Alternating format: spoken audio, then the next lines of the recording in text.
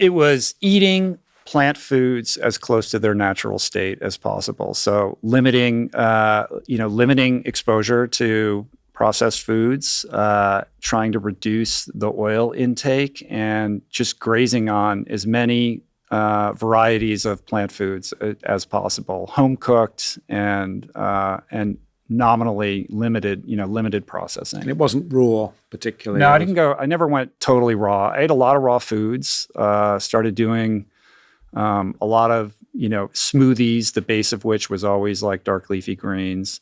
But keeping it pretty simple, like a lot of legumes, a lot of beans, a lot of quinoa and variety, I think, making sure that I was getting a lot of variety on the plate. I actually wanted to pick up on that because I was really struck by how much you were talking about your sort of mental health and energy within this story. How rapidly did you see this shift? And I'm particularly interested because it's something that I think we haven't tended to associate with diet in the same way that we might understand that it affects our risk of a heart attack or something. Sure. It was pretty rapid. Like I said, within 7 to 10 days, I did feel like this resurgence, this spike in my energy levels. But at the same time, kind of hand in hand with that, there was a hopefulness that I was starting to experience. I was used to, eating a midday meal and being so tired, feeling like I had to take a nap and just kind of being checked out of my life. And so to suddenly be able to eat without that food coma that I was so acclimated around, almost like, gave me more hours in the day. And my sleep improved. And when your sleep improves, your stress levels go down. You're able to kind of navigate tricky, conflict-oriented situations a little more gracefully. And of course, your cognition and problem solving is better. So there was really no area of my life that was untouched. And yes, of course, we are holistic animals. Like, we're not separated from the environment, and our mental health and what's going on in our brain obviously impacts the entire body. And my experience was pretty much 360 across the board. Like, so many things improved as a result of that. And that gave me the enthusiasm to just say, like, oh, this doesn't need to be an experiment. Like, how can I make this sustainable so that I can continue to learn about how to do this properly and make it work for my life, because I want to feel this way all the time.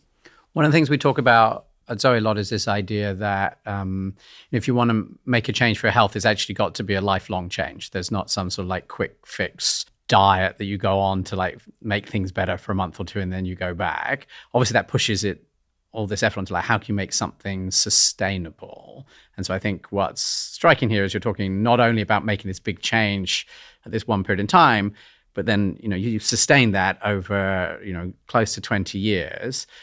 Did you get all the benefits literally in the first 7 to 10 days? Have you learned more and changed more through this period? Sure, of course. I mean, I've been doing this for a very long time, so yeah, I iterate, I get my blood work done. Oh, maybe too much olive oil. Maybe I shouldn't, of course, like, I'm not a perfect human being. And so I've tried to continue to learn and also to figure out how to do it when I travel and in situations where, social situations where you feel like you need to make a compromise, all of those things. Like, it has to work in the context of your life. But I think to your point of making it a lifetime thing, that can sound daunting and intimidating for someone. Like, oh, I have to change, my whole life. Like, that's sort of scary, right? And the only way I was able to do it was I didn't make plans like, oh, I'm going to do this for the rest of my life. I always try to like focus my energy on what the next right decision is. Like, what's the good decision that I can make in the present moment? Like, all we have is what's happening right now, right?